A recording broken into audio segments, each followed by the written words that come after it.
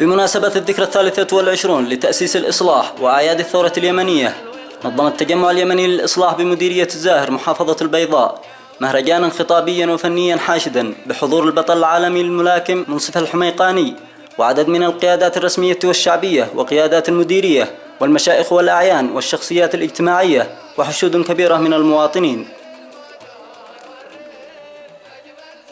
كلمة المكتب التنفيذي للإصلاح بالمحافظة تطرقت إلى مواقف الإصلاح الوطنية منذ تأسيسه وانحيازه لكافة قضايا اليمن في كل المحطات التاريخية ومنهج الوسطية والاعتدال ومحاربة الأفكار والأعمال التطرفية والتخريبية والعمل مع كافة القوى الخيرة من أجل أمن واستقرار الوطن.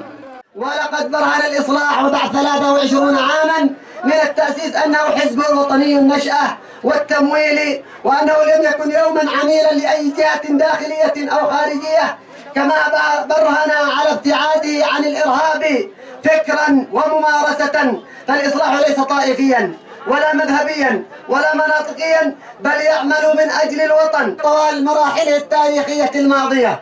فلم يكن الإصلاح قاطع طريق في مرحلة معارضته، ولم يفجر أنابيب النفط، ولم يحرك أوراق الحوثية أو الحراك أو الانفصال، بل أنه كان داعيا إلى التلاحم والتآخي والتنازل. مشايخ وأعيان المديرية تقدم الحضور في المهرجان وهنأوا في كلمتهم الإصلاحيين بذكرى تأسيس حزبهم، مؤكدين رفضهم لكل الأعمال التخريبية وضرورة تكاتف وتلاحم كافة القوى والقطاعات والوقوف صفا واحدا في كل ما يخدم مصلحة المنطقة والوطن. كذلك باسم مشايخنا نؤكد أننا لا نرضى أن تكون بلادنا بلاد يكون فيها التخريب أو العمل المضاد لما يصلح هذه الأمة ولما يجمع هذه الأمة.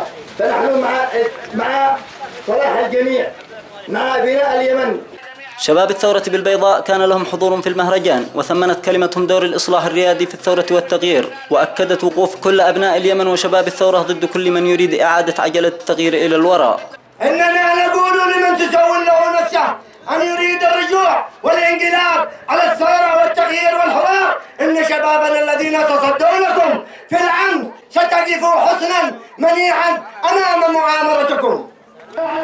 وفي المهرجان أعلن الشيخ عبد الله محمد مسود الحميقاني أحد مشايخ المديرية انضمامه إلى التجمع اليمني للإصلاح وافتخاره بالانتساب إليه، مؤكدا أن انضمامه جاء عن قناعة كاملة بعد تأمل وتفحص للمسيرة الإصلاحية.